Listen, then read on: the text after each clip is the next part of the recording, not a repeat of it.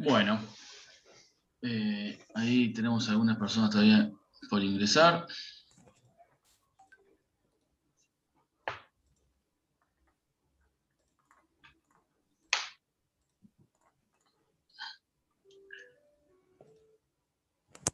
Bueno, buen día a todos.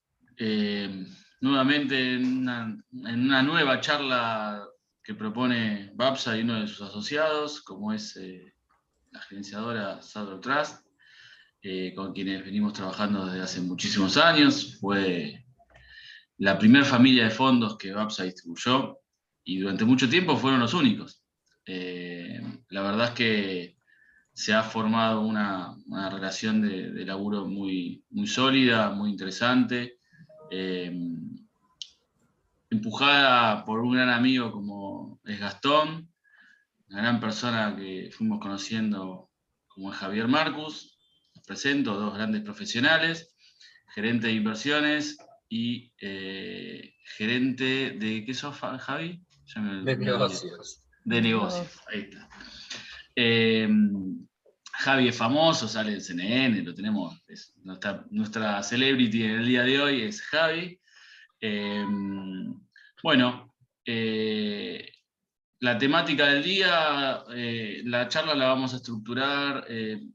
Javi hará una presentación de lo que es la familia de fondos, le dará la palabra a Gastón, que nos dará su view macro global. Seguramente te pincharemos para ver un poquito de allocation, Gastón, para jugar un rato. Y luego la estrella del día, donde Javi promete la presentación de un nuevo fondo, un nuevo producto orientado a traquear la soja, cual me interesa mucho, un ciclo de commodities que parece, esperemos, continúe, más allá del golpe de ayer, hoy ya se estaba recuperando un poco. Y la verdad es que es un producto muy interesante para entender la eficiencia impositiva y de liquidez que puede aportar al mundo más conservador de tener el yuyito, como le dicen muchos. Así que bueno, les cedo la palabra, gracias por estar acá con BAPSA y les agradezco y les doy la bienvenida de buen día a todos los asistentes. Bueno, muchísimas gracias, Sebastián. Siempre un gusto trabajar con ustedes y como bien dijiste, somos más que sociedad gerente y ALIC, podemos decir partners en este trabajo. Para los que no nos conocen, que puede haber alguno que no nos conozca, somos, bueno, seguramente muchos que no nos conocen, somos Southern Trust. Southern Trust es la sociedad gerente del grupo TPSG. Y ahí tenemos un tema del nombre, ¿no? Southern Trust suena como una empresa, no sé, extranjera, norteamericana, sofisticada. Muchos dicen que el nombre es importante, una cosa fácil es decir, Buenos Aires Valores. Y bueno, va a quedar clarísimo qué hace. Y es una empresa de Buenos Aires que opera valores. Es como muy, muy claro, ¿no? Te lo dice el nombre, aquí el que tiene que hacer el logo tiene un trabajo fácil. En cambio, Southern Trust tiene alguna complicación. Bueno, como suena como banda, aprovechemos eso de que suena como, no sé, como banda de Estados Unidos, algo del sur, y decimos que la charla de ayer de Martín Furiase fue de los teloneros de Southern Trust. Telonero. Así El lo Brian vamos a Adams de llamar. los Rolling Stones.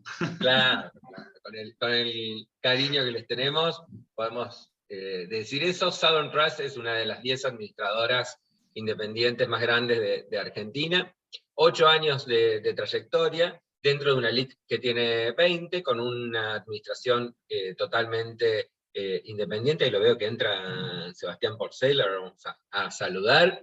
Invierte con nosotros compañías de seguros, principalmente, y cajas profesionales, mutuales, y ALICs, con la intención de comprender principalmente las necesidades de inversores regulados. Nosotros no abrimos cuentas para personas físicas, no abrimos cuentas para pymes, no nos acercamos de manera directa a ese tipo de clientes, sino que nosotros llegamos a los clientes a través de distribuidores como BAPSA. Entonces, si alguien se interesa en alguno de nuestros fondos y quiere operarlos, habla con Mica, con Sebastián, con cualquiera del equipo de BAPSA, y puede suscribir los fondos. Solamente como presentación de la familia de fondos, tenemos todos los fondos habituales, después vamos a ver algo de rendimientos, pero el fondo cero, el T+1, retorno total, renta fija, renta peso, es decir, todo lo que el abanico de fondos en general, con algunos fondos un poco más específicos en relación a lo que hay en la industria. Digo, en la industria hoy hay 597 fondos comunes de inversión, y la verdad es que se podrían reducir a 20 en un principio, si uno dijera, bueno, ¿qué hay? Y todos tenemos un tema cero, todos tenemos un fondo PYME, todos tenemos un fondo de infraestructura. En Sovereign Trust tratamos de tener algunos fondos un poco más particulares. El único fondo más particular que voy a nombrar ahora, perdón, voy a nombrar dos. Dos fondos más particulares que voy a nombrar ahora antes de que empiece Gastón y termine de entrar todos, son el Retorno Total y ROFEX 20. El Retorno Total es un fondo que lanzamos en enero de este año y hoy ya tiene 974 millones, es un crecimiento muy rápido. En la industria normalmente los fondos el primer año tardan en crecer, y no es un fondo que lo haya fondeado a alguien en particular, sino que son muchos clientes que fueron poniendo de a 1 millón, 25 millones, 100.000 pesos, y llegamos a este valor, y lo que hace es invertir en letras cortas y arbitrajes con derivados.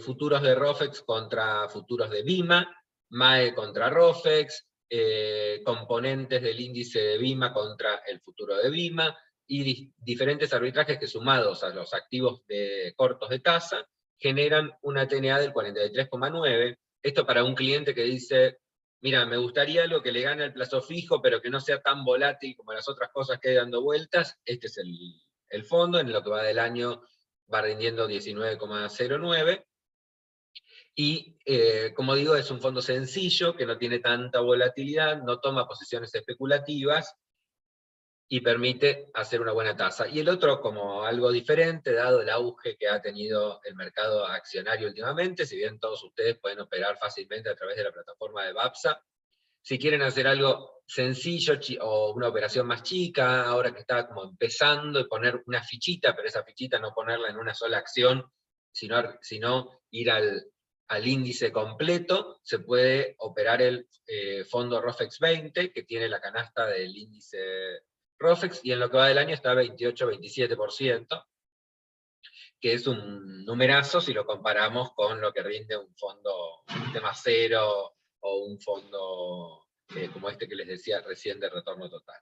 Así que, yendo a lo importante, que es la charla y la visión de nuestro gerente de inversiones, los dejo entonces con Gastón Moltracio, quien ahora va a compartir pantalla y nos va a contar cómo ve el mercado tanto global como local.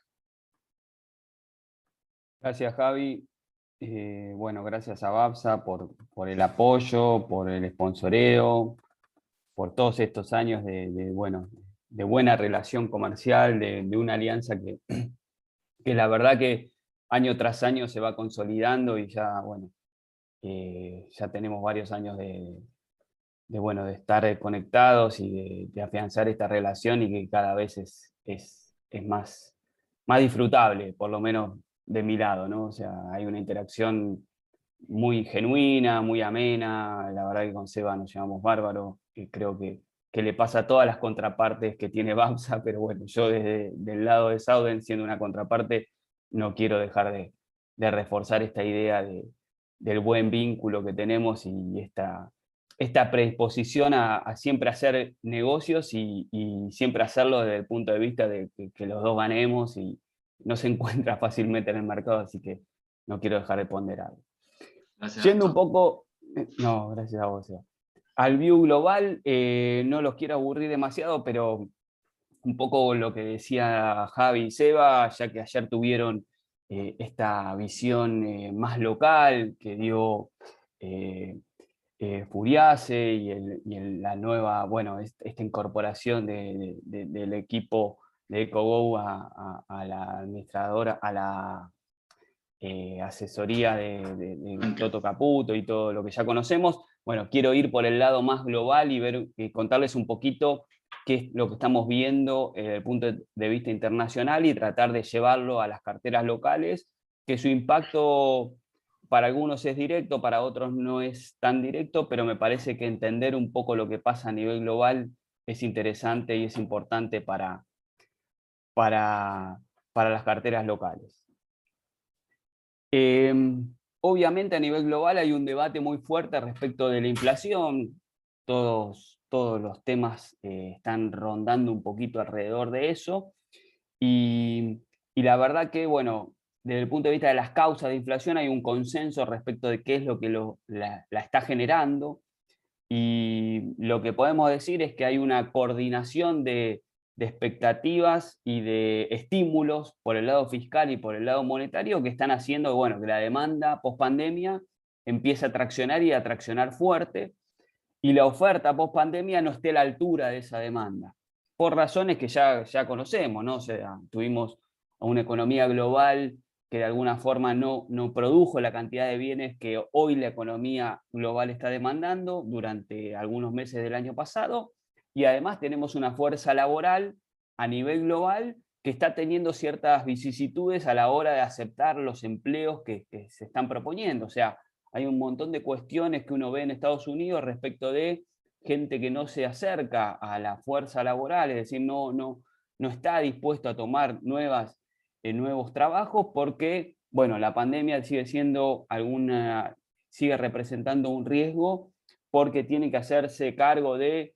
los chicos en el hogar, porque las clases no han vuelto de manera presencial en muchos lugares del mundo, y porque, bueno, hay un subsidio al desempleo que todavía sigue vigente. En realidad en Estados Unidos hoy en día está esa situación donde, bueno, un empleo que no es del todo formal, bueno, al final del día, cuando uno hace las cuentas, termina dándole menos que lo que uno recibiría como subsidio de desempleo. Entonces hay gente que, desde el punto de vista de la fuerza laboral, todavía no se está abocando o nos está predisponiendo para tomar nuevos trabajos. Todo eso está haciendo que, bueno, tengas una demanda que empuja por el lado de los estímulos fiscales y monetarios y una oferta que todavía no está de alguna forma yendo al mismo ritmo que esa demanda. Y eso genera las lecturas de inflación que les traigo en este gráfico. O sea, esto no es solamente Estados Unidos, es Estados Unidos, Japón y la eurozona, y la verdad que en mayor o menor medida en todos los lugares estamos viendo un número de inflación que sorprende. Uno podrá decir, bueno, la comparación interanual contra abril, contra mayo del año pasado, cuando tenías lecturas deflacionarias, siempre te va a ayudar a que el número sea un poco más alto, pero la realidad es que nos encontramos con dos prints de inflación a nivel global muy por encima de lo que estábamos acostumbrados. O sea, sin ir más lejos, el número de la semana pasada de casi 5% de CPI viene en esa línea. Por ahora el mercado lo que viene diciendo es, bueno, asistimos a tensiones globales desde el punto de vista inflacionario, pero pensamos que estas tensiones globales desde el punto de vista inflacionario son transitorias y que la Fed va a estar a la altura de lo que la situación está pidiendo. La Fed lo que mira es, en lugar del CPI, bueno, es un indicador de inflación que es el PCE, que es un deflactor entre el Producto Bruto Nominal y el Producto Bruto Real, pero bueno, básicamente tiene que ver con el número de inflación, y la Fed tiene un target de ese indicador que debería estar en promedio en términos del 2%, y la última lectura le dio muy por arriba.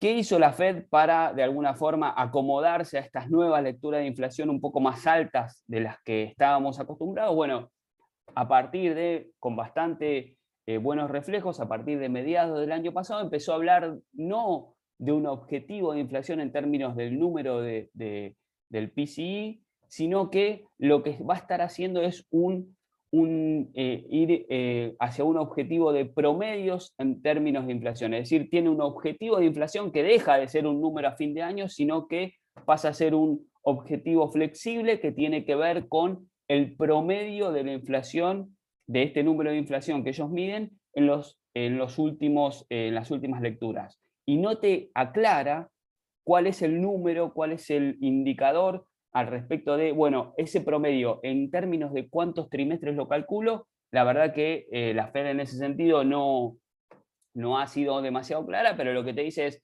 bueno, estoy dispuesta a tolerar números o lecturas de inflación elevados, porque en definitiva mi objetivo deja de ser el CPI o el PCE en términos anuales, sino que pasa a ser un promedio y no te digo bien cuál es la muestra para ese promedio. Entonces, ahí ganó grado de libertad desde el punto de vista de decir, bueno, si hay un overshooting de inflación, nosotros estamos dispuestos a ser tolerantes y en términos de dejar fluir la inflación. ¿Por qué? Porque nuestro objetivo principal es que la economía se recupere, es decir, salir de los niveles de desempleo que tuvimos máximos el año pasado, cercanos al 15-16%, y volver al pleno empleo del 4.5% que teníamos antes de la pandemia. Entonces, en pos de conseguir eso, la tasa va a mantenerse en estos niveles muy pero muy bajos, los estímulos se van a mantener, y entonces lo que vamos a estar tolerando es que haya lecturas de inflación como las que vimos en el mes de abril y las que vimos en el mes de mayo, y probablemente veamos hacia adelante. En términos de lo que es la tasa de interés, Powell ha sido totalmente transparente en ese sentido y ha dicho que la tasa se va a mantener en estos niveles por lo menos hasta el 2023. Entonces, ¿cuál es la primera lectura o el primer riesgo que uno ve?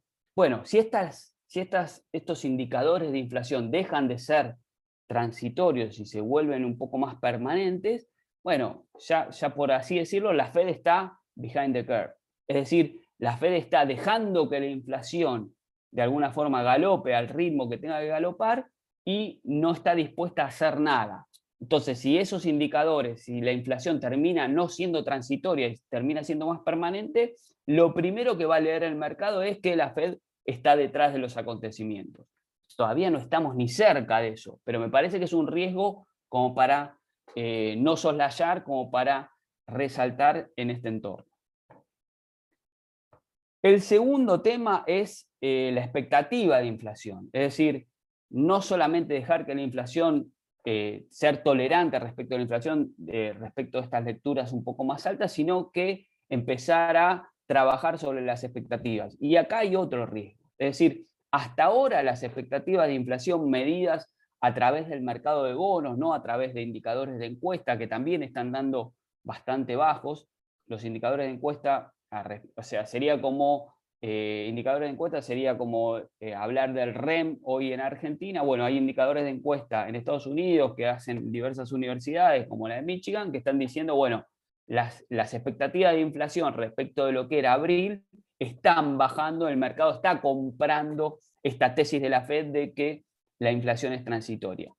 Pero bueno, como uno por encuestas no trata de medirse tanto, sino que se mide más que nada siendo uno una persona de mercado a través de los instrumentos de mercado, por lo menos a mí lo que me gusta más medir es las expectativas de inflación a través del diferencial de bonos a tasa nominal y a tasa real, es decir, el rendimiento de un bono a tasa nominal menos el rendimiento de un bono a tasa real, es decir, ajustable por inflación, termina dando la expectativa de inflación que el mercado tiene para los próximos 10 años. Y esa expectativa, bueno, trepó hasta 2.5 a principios de mayo o final de mayo, y ahora está empezando a bajar de la mano de la baja que hemos visto en la 10-year, que llegó a tocar hasta 1.75 y ahora está por debajo de 1.50 o en niveles de 1.50. Entonces, la expectativa de inflación permanece de alguna forma encapsulada. Es decir, a pesar de estas lecturas importantes y bastante llamativas en términos de inflación año contra año, bueno, las expectativas de inflación 10 años vista continúan baja, y de alguna forma acá hay otro riesgo, que en definitiva sería, bueno, que estas expectativas de inflación, porque persisten lecturas de inflación altas, se desanclen. Y acá creo que corremos el riesgo de tirar por la borda todo el trabajo que se hizo desde el punto de vista de los bancos centrales a nivel global para anclar expectativas de inflación. No digo que esto vaya a suceder, pero creo que es un riesgo que vale la pena mirar. Es decir, no soslayar estos temas, no dejar de mirar estos indicadores, me parece que es algo importante a la hora de ver hacia dónde pueden ir los activos de riesgo.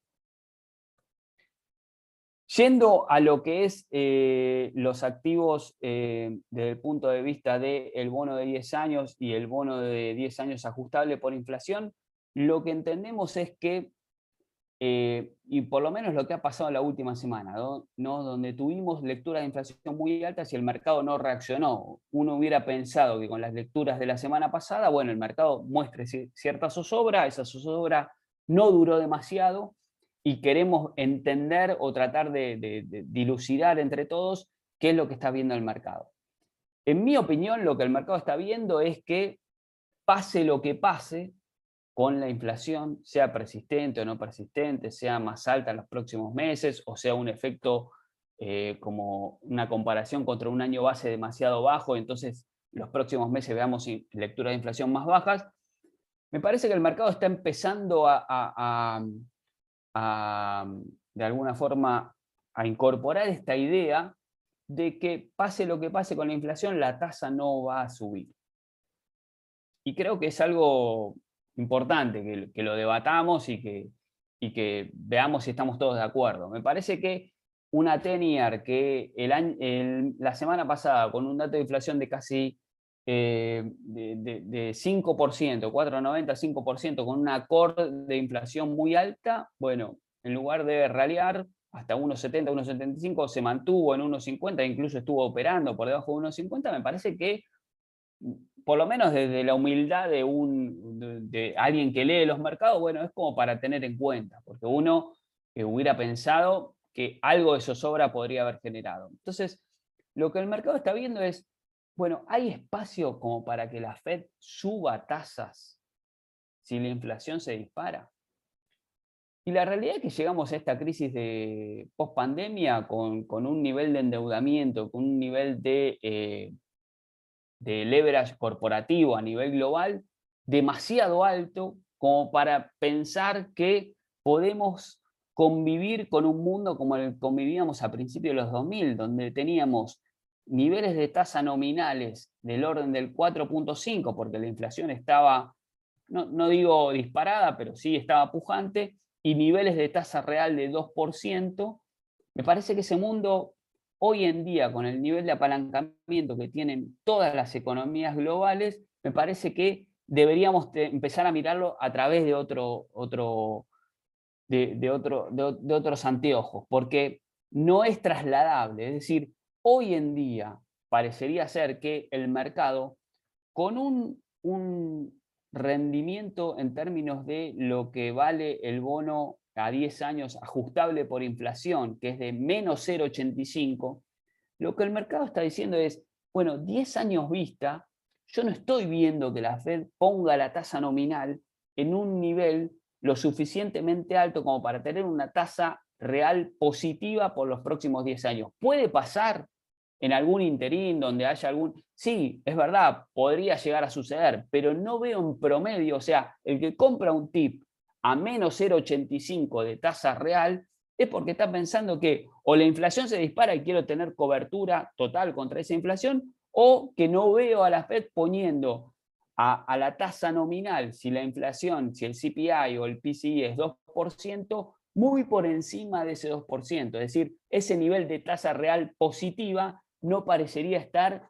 en los planes ni de la Fed ni del mercado. Entonces, lo que tenemos que empezar a entender acá es que si la Fed va a hacer algo, seguramente no sea por el lado de tasas, sino que seguramente sea más por el lado de remoción de los estímulos que introdujo a principios o en marzo, abril, mayo del 2020.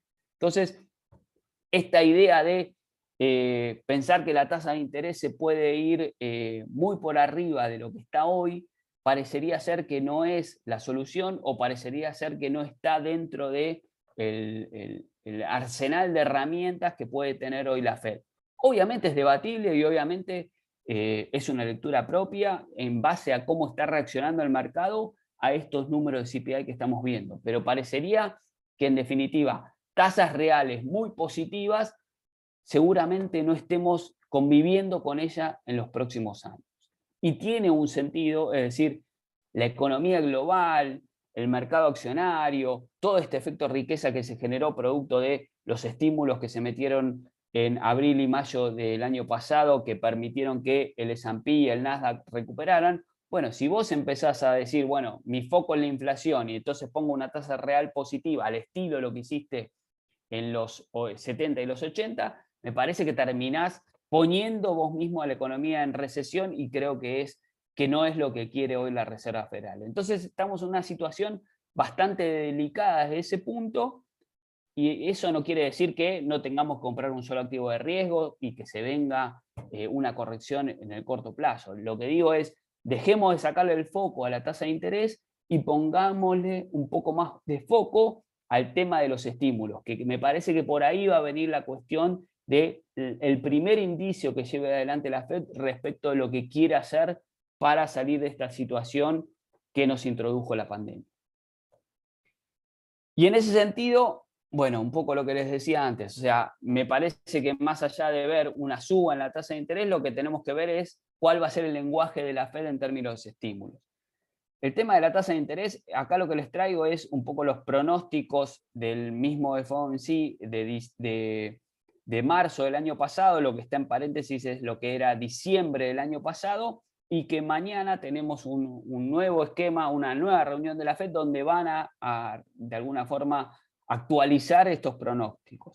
Pero de alguna manera lo que se ve en términos de la tasa de interés es que prácticamente hasta el 2023 no hay una posibilidad de suba en la tasa, o por lo menos hasta marzo del año pasado no la había, veremos qué pasa mañana, pero seguramente esto no cambie.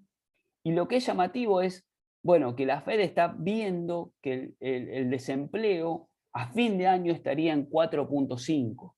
Entonces, acá la pregunta que cabe es, si hacia fin de año vamos a estar en un nivel de desempleo de 4.5 y un nivel de inflación que seguramente esté por arriba del 2%, como pronostica o como pronosticaba la Fed hasta marzo del año pasado.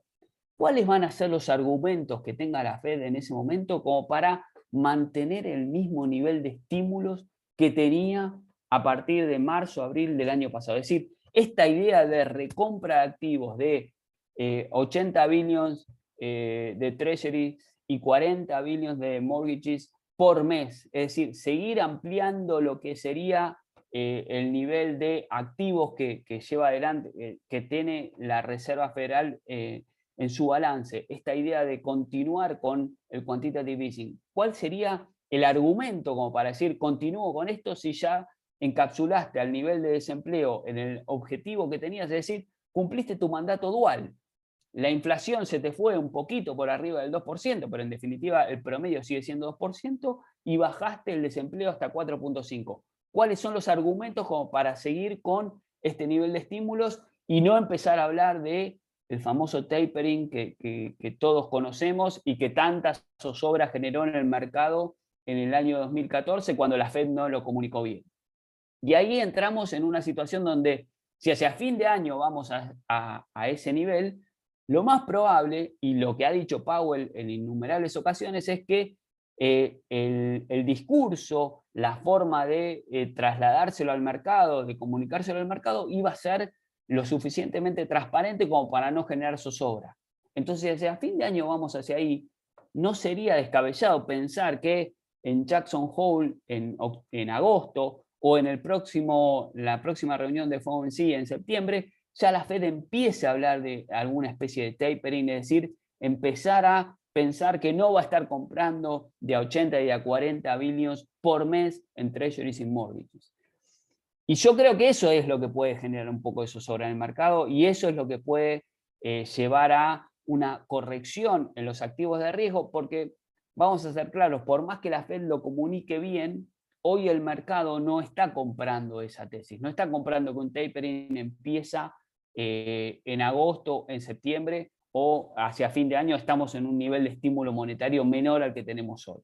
Entonces, ahí podría llegar a haber alguna zozobra en los activos de riesgo y me parece que es lo más importante que deberíamos mirar hacia futuro y lo más importante que debemos mirar como gente que maneja activos emergentes y dentro de esos activos emergentes a activos de Argentina. Bueno, yendo un poco a las carteras, la realidad es que si quieren les cuento un poquito del fondo de estrategia más grande que tenemos nosotros, que es el ST Renta Mixta. Es un fondo de 2.700, casi 2.800 millones de pesos.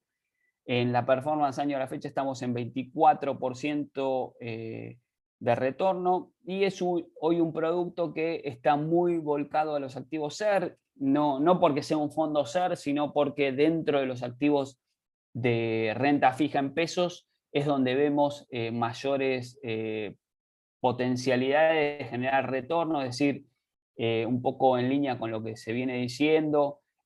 Todo lo que es dólar link me parece que está último en la tabla. Después, hablar de tasa fija podría llegar a ganarle a la devaluación del tipo de cambio oficial hacia fin de año, pero nos parece que por más que vayan a haber lecturas de inflación un poco más menos altas que las que vimos en el primer semestre, en el segundo semestre, producto de todo lo que ya conocemos, que no quiero ahondar demasiado sobre eso, todo el tema de tarifas, todo el tema de atraso cambiario, todo el tema de llegar a las elecciones con esta idea de recuperación en los salarios reales, y que eso hace que el gobierno esté muy comprometido en bajar las lecturas de inflación mes a mes. Me parece que igualmente los activos con ajuste SER en una mirada de mediano plazo siguen siendo los ganadores, y por eso, bueno, la cartera está tan volcada a lo que sería activos con ajuste SER, un año vista o tal vez 2 años vista, con una posición que tenemos en TX23 de 20%, pero si ustedes se fijan entre T2X2, TX22 y las LECERES, la verdad que tenemos gran parte del portafolio volcado ahí. Primero porque no nos da volatilidad, o sea, está la discusión de siempre de por qué no alargás un poquito de duration, porque si vos te compras un TX26 o un TX24 o el disco pesos, la forward que está hoy el mercado mirando respecto de esa TIR, bueno, es demasiado alta como para dejarla de lado, y nosotros decimos, bueno, sí, la forward es interesante, pero como PMs siempre tenemos que mirar un poquito el riesgo de duración, porque estamos en Argentina y porque después, cuando las expectativas se desanclan, bueno, las TIRs van a buscar un nivel de tasa real que a veces no convalidaste en tu Excel, y en definitiva eso se traslada a un deterioro en el valor cuota parte que no queremos mostrarle a los clientes. Entonces, preferimos estar más volcados en activos con ajustes SER hacia el 2022 y tener algunas apuestas tácticas en DCP, por ejemplo, que lo compramos en niveles de casi 10% más SER, que ahora ajustó bastante, pero no estar tan volcados con el portafolio desde el punto de vista de estar tan expuestos en duration. Si querés, Javi, yo termino acá y hablas del soja. Javi, un segundo. A todos los asistentes, después de esta presentación de Gastón, a mí me surgen algunas consultas. Para un buen orden de la presentación, vamos a ir volcando las consultas, sean a Gastón o las dudas que surjan a partir de la presentación del nuevo fondo de Javier, por chat, y las hacemos al final de la presentación de Javi, así lo hacemos de manera ordenada. Yo ya te adelanto, Gastón, que tengo algunas consultas para hacerte. Buenísimo, buenísimo, muy bueno. Gracias, Gastón. Yo también me quedé con algunas dudas, pero bueno, está difícil el mercado en estos días, no ha estado tan claro como en otras épocas.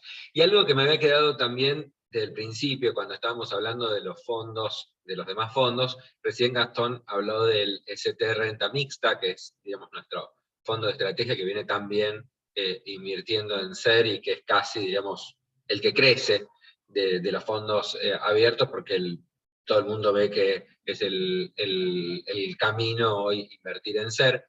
Pero no quería dejar de nombrar el cero, el ST0, que es nuestro fondo tema cero. Ahí sí estuvimos bien con el nombre. Vieron que al principio decía que estábamos mal con el nombre de la empresa, con el fondo estuvimos bárbaros. que está rindiendo 14,9, una TNA de 31,7, pero ¿cuál es el dato interesante? Por un lado es que pueden suscribir hasta las 16:15, es decir, ahí después del inmediato, y por el otro lado, que hoy, si miran el informe de 1816, que la semana pasada tuvieron una charla de 1816 en BAPSA, si miran el informe de 1816, está segundo de todos los fondos, es decir, de 44 fondos que hay tema cero, está segundo. ¿Qué quiere decir esto? Que el tema cero que encuentran en BAPSA es mejor que cualquiera que tienen en su home banking. Ningún banco tiene un tema cero que rinda esto, entonces lo que voy es que si algún cliente pregunta, y veo a algunos productores, lo veo a Jorge Barone, veo a otros más, digo, si algún cliente pregunta, pero bueno, mira, el tema cero lo hago desde el banco, porque lo tengo a mano, me resulta fácil. No, vení, que en el de BAPSA tenés mejor rendimiento inclusive. Digo, en el pasado a veces se hablaba, bueno, pero lo tenés en el mismo lugar donde después comprás el bono, y es cómodo. No, no solamente eso, sino que además el rendimiento en el cero es mejor que en cualquier banco. Hoy en día, y hace varios meses que es así, inclusive ha tenido volatilidad patrimonial de 2.000 millones en un día, y no ha sido afectado el resultado. Hoy tiene 3.123 millones de pesos bajo administración. Entonces ahora sí, si les parece bien, vamos al fondo de soja. Obviamente cualquier pregunta, como dijo Sebastián Arena, cualquier pregunta, tenés nombre de cantante, ahora que me doy cuenta, yo lo nombré, dije, suena como cantante. El SMR es nuestro Mejor fondo... que no canten porque se van todos, Javi. No. No lo pedí, solamente en el nombre, ¿viste? El SMR es el Fondo Común de Inversión en Soja que creamos en Southern Trust con depositaria Banco Comafi. Es nuestro primer fondo con Banco Comafi como depositaria, pero no es nuestra primera experiencia en soja. Venimos trabajando con productos de granos hace tiempo, luego lo voy a comentar, pero en particular este fondo es muy sencillo. Es un fondo que brinda exposición pura a soja. Permite invertir en pesos y con estos pesos obtener resultados que reflejan el rendimiento de la soja, que obviamente se negocia en dólares, con una herramienta local, es decir, con los pesos que tenés en Argentina, eficiencia administrativa y eficiencia impositiva muy grande. La verdad es que como el producto es tan sencillo y lo único que hace es esto, podría terminar la presentación acá. Esa sería la lógica, pero vamos a ir un poco más al detalle. Hoy hay una oportunidad en granos. ¿Por qué? Porque las oleaginosas son un refugio de valor siempre en Argentina. Bueno, los productores ahorran en soja, en muchos casos guardan la soja en el silo bolsa o en el acopio, hacen las operaciones a fijar, y en general podemos hablar de que es un refugio de valor que afecta muchísimo el crecimiento del PBI argentino. Lo que pasa con la soja también tiene que ver con lo que pasa con los bonos. Me acuerdo en algún modelo que usábamos para medir el valor del cupón del PBI, y obviamente el precio de la soja tenía que estar. Y también la demanda global, es decir, a nivel mundial, la demanda global de soja crece por las clases medias de la India, de China. Es un nuevo ciclo, como decía Sebastián al principio, y este tipo de inversiones además tienen muy baja correlación con el S&P. Estos últimos drivers les cuento que los copié, pegué, en realidad los traduje primero de el SOYB, que es un ETF que se negocia en Estados Unidos. Aclaro que no es una declaración de diversidad sexual, sino que es solamente el nombre de un ETF, que como tal no existe en Argentina. Si bien la normativa permitiría que existan ETF, no hay ETF de soja en Argentina, y el que está en Estados Unidos es caro.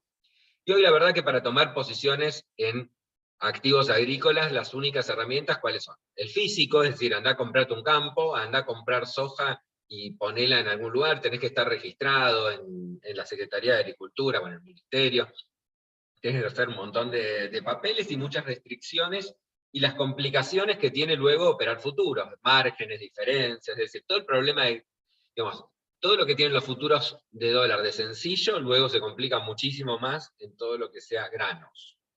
Entonces, para alivianar toda esa carga y facilitarla en un producto muy, muy sencillo, creamos este fondo, SMR, que tiene como objetivo de lanzamiento posicionarse en derivados para replicar la soja. Es lo único que hace. ¿Qué opera este fondo? Futuros de soja. ¿Qué tipo de operación hace? Compra. ¿Hace otra cosa? No. ¿Compra bonos? No. ¿Compra acciones? No. ¿Compra letras? No. ¿Tiene plazo fijo? No. Lo único que hace es futuros de soja comprado. Tan sencillo como eso.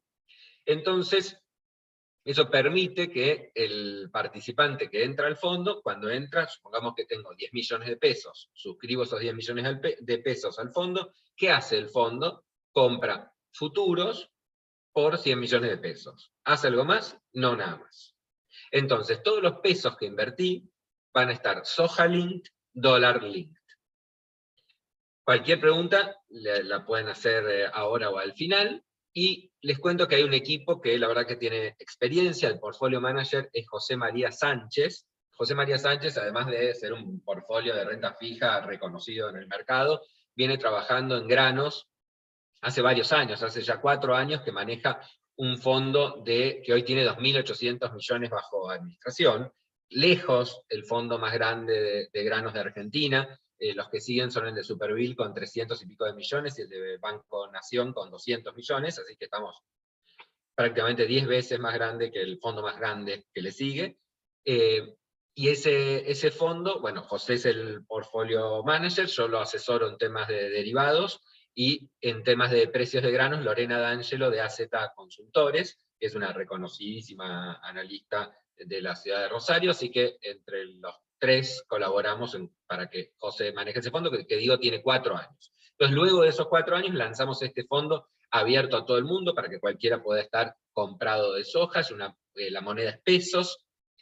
La gerente como de Southern Trust, la depositaria Comafi, opera en Matua Rofex, porque lo que hace es comprar o vender soja en Argentina, y el único mercado de futuros es ese. Y la suscripción mínima es de 30.000 pesos. Fíjense que pusimos un valor muy chiquito para que todos puedan entrar. Ese todos puedan entrar está pensado en la diversificación de cartera, en que uno pueda decir, mira, tengo una cartera de 1 millón de pesos, pero quiero hacer algo de commodities. Veo que los alimentos aumentaron en el mundo un 30% en el último año. Vemos la presentación de Gastón y la inflación que hay, el riesgo de inflación que sea más alta. Quiero cubrirme de eso, estar en commodities es una manera. Para eso entonces mostramos un backtesting, ya que es un fondo nuevo y no podemos mostrar una historia real, sino el backtesting sería cómo hubiera sido si el fondo hubiera existido en los últimos 4 años. Y si ven en este gráfico, vemos en azul la cartera del fondo, que es una cartera de futuros, y en verde el spot cámara, es el precio disponible de la soja, de acuerdo a la cámara arbitral de granos. Y la correlación es muy buena, da 92%, y si miran del inicio, que índice 1, y miran al final, inclusive el que estuvo en el fondo obtuvo más pesos que el que se quedó con los granos. En el medio, si uno entra, sale, puede tener diferencias, como cualquier fondo que sigue a un activo, porque hay momentos del año donde no lo puede seguir tan bien, pero si miramos todo el periodo, replica muy bien el valor de la soja.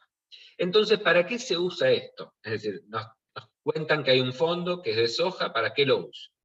Primer uso, y muy sencillo, y que yo le llamo el uso que rompe la grieta.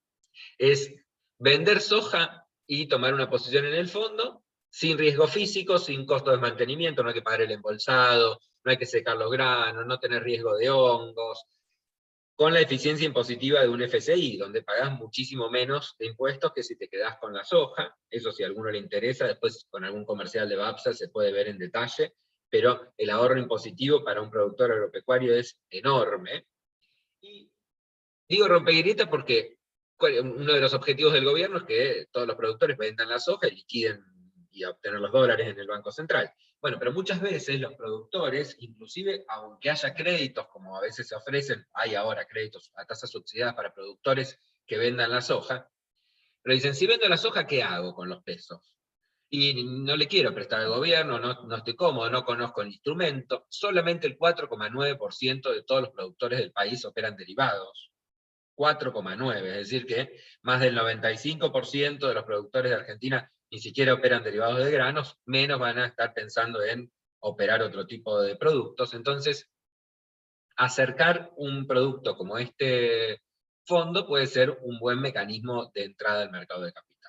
Realizar operaciones de cobertura también sin márgenes, si alguien quiere estar comprado, y también inversiones en soja para diversificar cartera. Esto que decíamos antes, que uno puede entrar por una porción pequeña de su cartera. Podríamos pensar que un institucional en Argentina, que a veces tiene una cartera de 1.000 millones, y dentro de eso lo único que tiene son bonos, y no tiene nada de riesgo commodities en Argentina, y no tiene nada de riesgo soja, y no se cubre de la inflación en dólares. Bueno, una herramienta para eso es este fondo, sin disponer del físico y sin campo. Siempre está el ejemplo, cuando yo trabajaba en Matua Rofex y daba charlas en el interior, me preguntaban, bueno, yo soy el veterinario y quiero saber cómo hago para entrar a algo, pues viene ganando los demás, viene la soja cerca de 600 y yo cómo gano. Y bueno, y la forma es, y entrar a un pool de soja, tratar de... pero son todas formas complicadas y que requieren grandes capitales. Esto, como dijimos, se puede hacer desde 30.000 pesos, sustituto para los productores que quieran o deban liquidar, invertir la liquidez inclusive para el que conoce este producto, y dice, bueno, solamente por conocer el producto me gusta más que productos que no conozco, que no entiendo. Insisto que esto es plain vanilla, es pongo los pesos lo que hacen, compra futuro de soja, nada más. Fácil acceso por BAPSA como ALIC. También BAPSA puede acceder por el MFCI, el mercado de futuros, de fondos comunes de ROFEX, o por BIMA Fondos. Ya está activo desde los 3 caminos, es decir, BAPSA ya habilitó los 3 caminos. Este fondo sirve como activo para garantías de futuros, es decir, que se puede utilizar para garantizar operaciones de futuros en ROFEX, inclusive futuros de soja, es decir, si alguien quisiera comprar soja, podría usar el fondo de soja para garantizar esas operaciones. También para los futuros de dólar. También sirve para garantizar cheques o caución en MAV, si alguno quiere tomar caución o quiere hacer un cheque y garantizarlo con un fondo, puede utilizar estas cuotas partes, ya está aceptado por MAV para ese fin. Y en un futuro, porque BIMA tiene otros tiempos de análisis, será aceptado también como activo para garantizar caución o futuros en BIMA. Todavía eso no sucede, pero en un futuro seguramente sucederá. En relación a la cuestión impositiva, como cualquier fondo, tiene la exención de los impuestos a los débitos y créditos. Y también alguno de ustedes podría preguntarse, bueno, esto que está diciendo de estar comprado de futuros de soja y estar dólar link, lo puedo hacer yo. Me compro un bono dólar link y compro futuros de soja y se terminó la historia.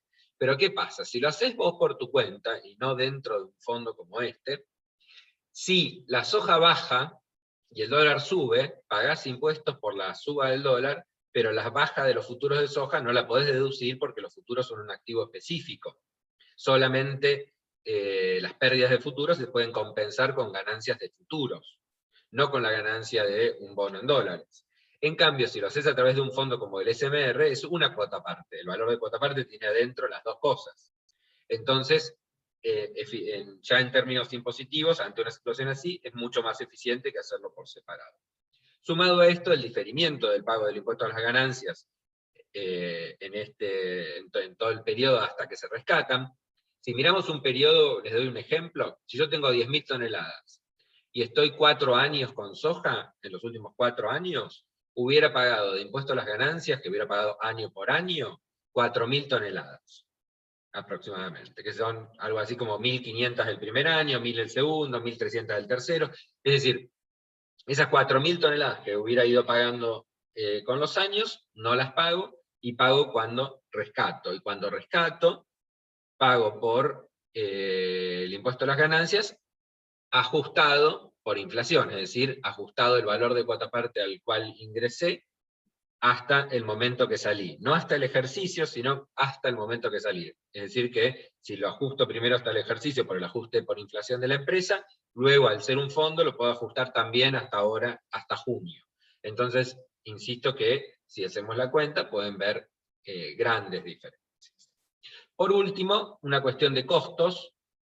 El fondo que les nombraba antes de Nación tiene un fee de 3%, el otro que está en la industria, que es de Superville, tiene un fee de 3,39, el ETF de Estados Unidos tiene un fee de 1,89, es decir, inclusive el producto de Estados Unidos es más caro, nosotros estamos con 1,5. Vale la pena también decir que no son productos iguales. El fondo de Nación tiene adentro bonos provinciales, tiene letras SER, tiene otros activos. El fondo de Superville tiene ONs de vista, oro, ETF GLD, es decir, es más como de estrategia de commodities, es otra cosa. Este fondo es soja.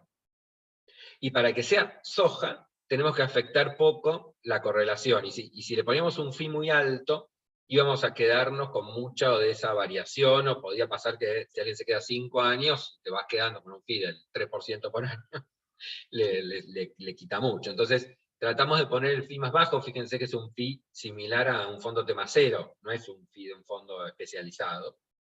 Es bastante barato, pero para poder lograr el mejor producto, lanzó finalmente este producto el 1 de junio, es decir, que tiene unos pocos días, es casi primicia, y ya tuvimos algunas suscripciones de inversores institucionales que entraron, la verdad, para probar, o para apoyar.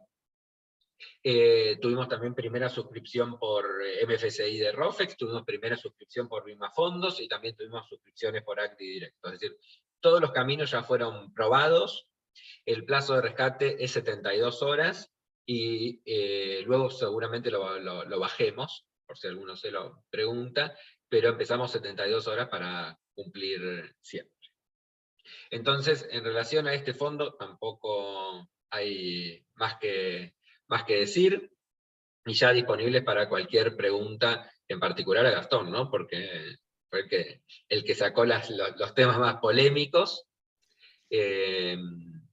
Así que, si querés comenzar por ahí, Sebastián. Bueno, muy bien. Muchas gracias, Javi. Creo que fue bastante claro.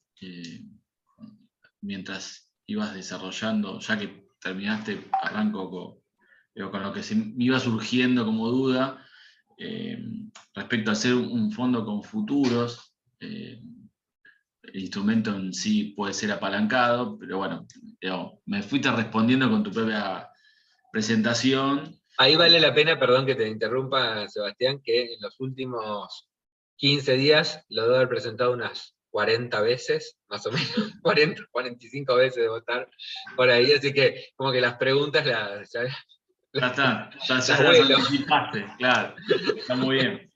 Porque es interesante, porque claro, cuando hacías la comparativa con los otros fondos, es como natural decir, bueno, tengo una allocation en otros activos de devengamiento, producto de lo que no tengo que aportar como margen, y tengo ocioso. Entonces me surgía esa duda. En relación a esa duda, ayer me la preguntó incluso, te cuento, una persona de TPCG, me decía, pero vos estás haciendo una pavada ahí, me decía, ¿cómo no compras un boli? Y listo. Pero la cuestión, que sería, te lo digo, vos lo dijiste muy, muy amable, pero lo digo más directo. Pero ¿qué pasa? Si nosotros entráramos en un activo como por ejemplo un bono dólar link, tendríamos adentro del riesgo del fondo otro riesgo, que sabemos lo que pasa con los activos dólar link cuando se producen las devaluaciones, lo ha explicado muy bien Gastón en varias ocasiones, escucho cuando él cuenta lo de 2014, o 2008, donde a veces la reacción, una vez que se produce la devaluación, no es la esperada. También recordemos que el público principal de este fondo es un productor agropecuario, al cual le tenemos que ofrecer un producto que sea sencillo y que crea en el crédito. Entonces, si adentro del fondo metemos bonos, después hay que explicar cada bono, hay que elegir cada bono. No digo que esto esté prohibido, digo, el reglamento No, está claro. el fondo lo permite. pero lo que decidimos en esta primera etapa es que el fondo lo único que haga sea tener futuros, no usar el apalancamiento, porque también el fondo, alguien podría preguntar, ¿por qué no es soja por 3 o soja por 4, que lo podríamos hacer?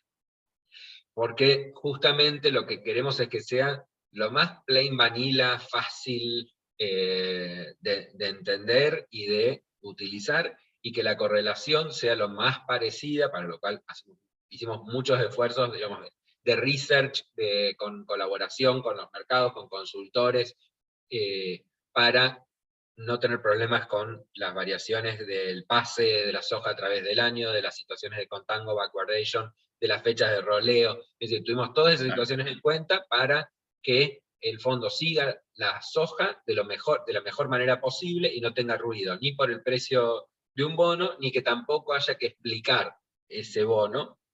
Entonces, el riesgo final que tiene el fondo es que la plata está en garantías. Esas son todas las contrapartes. Si uno tiene que mirar el reporte de gestiones, ¿qué tiene? Soja noviembre. Única tenencia, hoy no tiene nada más. Ok, clarísimo. Bien, más claro habríamos que echarle agua. Gastón, mientras pierden la timidez los asistentes, yo tengo 2 consultas de distinta índole. Una más local, más de allocation, de acuerdo a lo que vos dijiste y a lo que vi del fondo que mostraste, y otra ya más del plano internacional, pero más regional, respecto a qué lectura haces, o dado que ustedes dentro de su gerenciadora tienen fondos ex Argentina o Latam, ¿qué lectura estás haciendo de esta situación en Perú, que muchos ven como, no solamente por el perfil tan explícito de Castillo, ¿sí? El potencial ganador, sino como generador de un efecto derrame en Chile y en Colombia, que también viene muy convulsionada, y que son a priori los países de Latam que uno miraba y decía, bueno, acá tengo cierta cobertura, tienen otro perfil, y ahora pareciera que, bueno, se puede complicar. Entonces, por un lado, ¿cómo ves, si ves un proceso de un vuelco a la izquierda más radical, o crees que puede haber algo más de mesura y que los activos no van a sufrir? Y por otro lado, respecto a la colocación de los fondos, pusiste mucho énfasis en la colocación en SER, lo priorizaste, casi todo el mercado está viendo eso. Ahora, pusiste en un momento de la exposición, dijiste, en última instancia quedan $2 link. Y la duda que me surge es,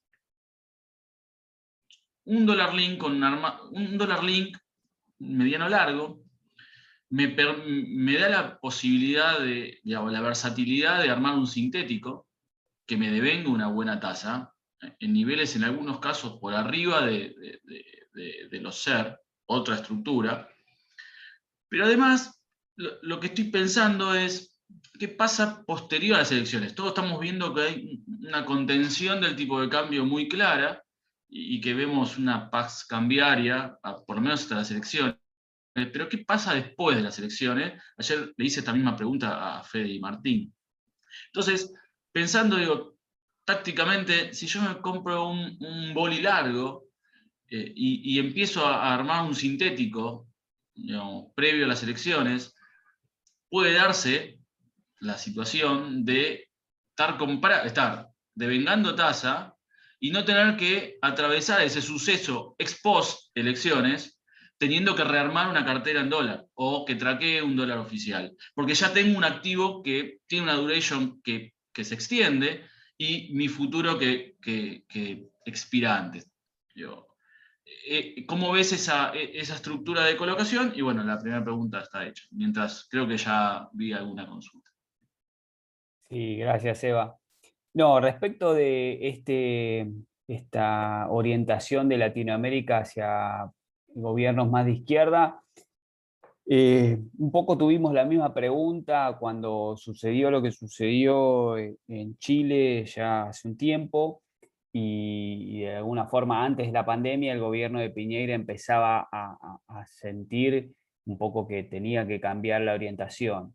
Y lo que vemos es que en Latinoamérica los países con los fundamentos más o menos arraigados, o sea, lo viste en Bolivia con Evo, o sea, es decir, Evo llevó adelante toda una agenda de transformación y los bonos de Bolivia comprimieron de 8 o 9% que valían cuando asumió Evo hasta el 4 o 3% que llegaron a valer en algún momento. Entonces, me parece que hay una disociación ahí respecto de que, bueno, podés tener una agenda de izquierda, pero eso no significa dejar de honrar la deuda. Y es un poco lo que le decimos a los clientes nuestros que tenemos en el fondo LATAM, que estuvo muy volcado a Chile, que ahora tiene menos Chile, pero que se pusieron nerviosos con esta idea, primero de la constitucional, o sea, de la constituyente de Chile este año, y después con todo el efecto de alguna forma de gente en las calles que se vio en el año 2019. Me parece que puede ser un gobierno que tenga que hacer cierta migración hacia políticas más redistributivas, que enhorabuena, que así sea, pero eso no significa, bueno, un poco lo que tenemos nosotros como argentinos incorporado es que cualquier política de izquierda significa lo primero que hago es dejar de pagar la deuda. No lo estamos viendo, por lo menos no lo vimos en Chile, no lo vimos en Bolivia, creo que no va a pasar en Perú, esto es muy prematuro, obviamente, habría que ver si no se radicaliza toda la región, pero me parece que pensar que eso va de alguna forma a representar que Perú salte a tener rendimientos cercanos a los de Argentina o los de Ecuador, me parece que estamos lejos de eso porque, bueno, de alguna forma en los años anteriores se hizo se llevó adelante una agenda donde se emitió algo de deuda en dólares, pero también hay un mercado interno ahí que de alguna forma abastece y que es un poco lo que no tiene Argentina, es decir, un mercado de capitales lo suficientemente grande a nivel local como para canalizar el ahorro de los locales, sino que, bueno, el deporte, por así decirlo, de los argentinos es que cada vez que tenés un peso, bueno, cambiarlo a dólares y ver dónde lo metés, si afuera o debajo de una baldosa. Pero me parece que esa idiosincrasia no está en el resto de Latinoamérica y por más que veas un gobierno más girando a la izquierda, eso no significa bueno, una situación de menosprecio hacia las obligaciones en dólares que tienen esos soberanos. O sea, no creo que eso vaya a pasar ni en Chile, ni en Perú, ni en Bolivia, ni en Brasil. Nosotros hoy en el fondo de la TAM tenemos gran participación en Brasil, hoy estamos casi en 28-30% de la cartera en bonos de Brasil de mediano plazo, con riesgo de duración. Y la realidad es que entendemos que la dinámica del déficit de Brasil es complicada, que hay que ver qué pasa si a Bolsonaro le va mal en las elecciones, si viene un gobierno más de izquierda, si vuelve Lula o si vuelve el PT en otro formato. Pero lo que decimos es, puede pasar eso, pero eso no significa que los bonos de Brasil van a pasar de tradear 3,5, 4 a tradear 12, 14 o 17 como está Argentina. Entonces, eh, lo que le decimos es, si vos tenés la suficiente espalda como para esperar que esa rentabilidad del 4%, como supieron estar los bonos brasileños en cartera, bueno, se madure a lo largo del tiempo, me parece que estos fondos LATAM, la realidad es que pueden ser un buen vehículo como para tener activos fuera de Argentina, con una muy fuerte posición en cable, que eso hoy vale mucho, porque hoy el canje está cerca del 4%, entonces los fondos que te permiten tener cable a través de suscripciones en dólares MEP, me parece que tienen también ahí una ganancia oculta que no todo el mundo ve y que, bueno, nuestro fondo sí lo tiene. Entonces, nos parece que, bueno, la cartera obviamente no debería estar muy volcada en duration. En definitiva, si vos ves hoy el fondo LATAM nuestro, está con mucha liquidez, con bonos chilenos muy cortitos, con esta exposición medio de esquina de Brasil, pero que me parece que, si bien a principio de año dio cierto nerviosismo en algunos clientes, hoy está volviendo a recuperar y creo que es algo como para mantenernos, no desarmaría posiciones ahí. Entonces, me parece que hay que mirar a Latinoamérica con esa misma mirada. ¿Puede haber algo de ampliación de spread? Seguro, sí. Si si Castillo asume y lo primero que hace es llevar adelante medidas que el mercado no espera, y bueno, sí, haya una ampliación de spread. El tema es, en esos momentos, bueno, no ponerse nervioso y no pensar que la capacidad de repago del emisor está puesta en duda. Con esa mirada también es que nosotros hacemos un foco muy fuerte en lo que es soberanos dentro del Fondo LATAM y no tanto a corporativos, porque en definitiva, bueno, los corporativos están de alguna forma viciados por un vector adicional que es, bueno, que la empresa que elegimos, bueno, sea de alguna forma, tome las decisiones correctas desde el punto de vista del manejo de su negocio, y eso no siempre es así, y uno teniendo una posición en Argentina, bueno, a veces pierde de vista cuáles son los pormenores de los corporativos a nivel LATAM. Entonces con esa mirada también dijimos, tratemos de tener exposición en LATAM, pero en soberanos, porque el soberano, bueno, de alguna forma involucra un estudio un poco menor, que a veces como PM o como un equipo de PM reducido no puede llevar adelante. Entonces vamos más que nada por el lado de los soberanos, y por eso la participación que tuvimos en Brasil. Buenísimo. Respondiendo la segunda pregunta de los bolis, yo no veo ninguna falla en la propuesta que hacer. O sea, comprarse un TB22, un T2B2 y ir vendiendo futuros cortitos, no me parece que esté mal. Creo que más que por el rendimiento del T2B2 o el TB22, que podrá ser 3, 4% o 0, como estuvo hace un par de semanas, que por ahí no lo miras tanto, lo que hay que mirar es, bueno, si me voy vendiendo futuros de ROFEX cortos, bueno, ¿a qué implícita lo hago y cuánto es lo que yo espero que sea la devaluación a fin de mes? Me parece que es estar jugando un partido muy de corto, que tiene sentido por lo que se está dando, a menos que caiga un cisne negro, aparezca algo que hoy no vemos, bueno, ruido dentro de la interna del Frente de Todos, ya sabemos por dónde pueden venir los momentos de nerviosismo, pero si eso no ocurre, me parece que ir vendiéndose ROFEX corto a implícitas de 28-29, cuando la devaluación esperada es del 15 o del 20 con toda la furia, tiene sentido, y si encima te cubrís con un dólar link a tasa de devaluación positiva, o sea, una cosa era los bolis hace un par de semanas cuando decías, che, un boli rinde 0 cuando el TX22 rendía 1,5, 2, y otra cosa es la situación de hoy donde el TX22 rinde 1,5, pero los bolis están empezando a rendir 3% más de evaluación. Me parece que hace más sentido ahora todavía la postura que mencionaste o la estrategia que mencionaste. Vale decir que esa estrategia la hace nuestro fondo Retorno Total para justamente mejorar las tasas. Parte de las posiciones que tiene es justamente los T2, B2 y demás relacionados con venta de futuros. Y debo decir algo porque me acaban de retar por WhatsApp por algo que dije antes, así que esto además causa por qué me retaron, ¿no? ¿Qué pasó? ¿Qué dijiste? ¿Qué hice? Lo que hice fue que dije que el tema 0 está segundo, y no está segundo, está primero. Y entonces, y no solamente que está primero ahora, sino que está primero hace 90 días. Así que venía muy atrasado mi dato de que estaba segundo. Así no abriste el informe. No abrí el informe, ¿podés creer? Muy mal de mi parte. O lo abrí mal, o lo vi mal, o pensé que estaba, no sé, en el área. El sesgo cognitivo de algo que viene siendo. Que viene siendo, es decir, tenía en la cabeza tenía el dato que nuestro tema 0 estaba segundo y ahora está primero, así que bueno. Muy bien, felicitaciones disponible en Babsa. Felicitaciones para José María. Para José María. Le bajes el precio a José María. Claro. Imagínate quién fue que me retó, él. Sí, muy bien. Está muy bien. Está perfecto. Entonces, perdón que interrumpa, y ahí voy a acotar. Se me cae. Habla acá está el portfolio. Muy bien, ahí está el portfolio. ¿Por qué te crees que te reto? Porque te estoy escuchando.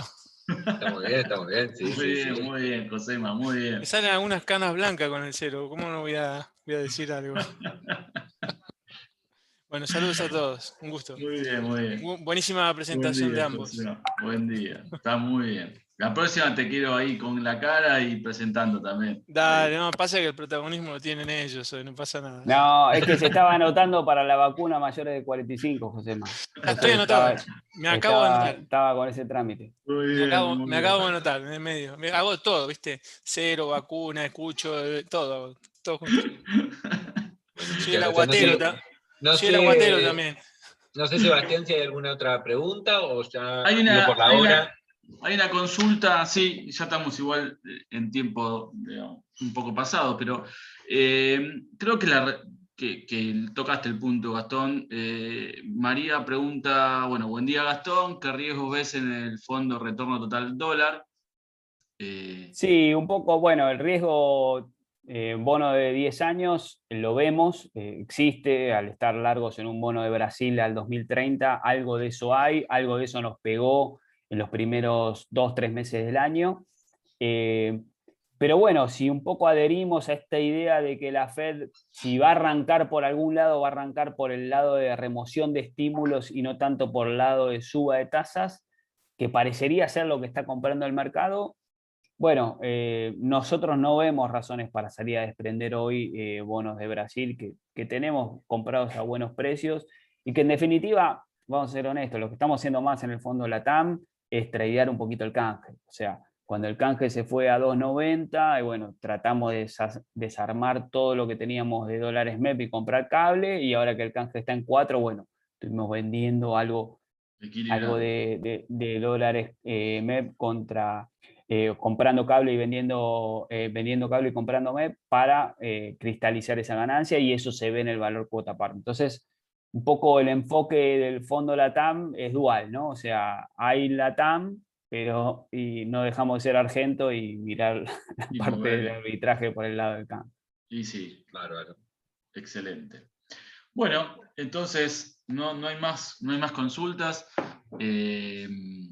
Clarísima la exposición. Y bueno, a suscribir el fondo Soja, así le aumentamos la UM. Y Vima termina así ganan plata, porque el fondo de soja va a rendir. ¿Vale? La soja estamos en un ciclo, tal vez no sea en el cortísimo plazo, no es un fondo para entrar una semana, pero para estar 6 meses, un año, o pasar un poco más, y también para los comerciales o productores es una excelente herramienta para que sea la primera operación de alguien relacionado con el agro, con un producto que seguramente sea fácil de transmitir. Muy bien, sí. Te acompañaremos con cartera. Vale. Bueno, los libero a todos. Muchas gracias por estar, por acompañarnos. A Gastón, Javi, Josema, que te sumaste ahí para corregir a Javi. Gracias por la presentación y por acompañarnos. Saludo a todos. Les deseo gracias buen por día. La invitación. Y esperemos volvernos a ver pronto en otra de las exposiciones, porque la volatilidad del mercado local e internacional seguramente así lo ameriten. Abrazo grande y buena semana para todos. Gracias, chicos. Muchas gracias a todos. Que estén muy bien. Hasta luego. Saludos.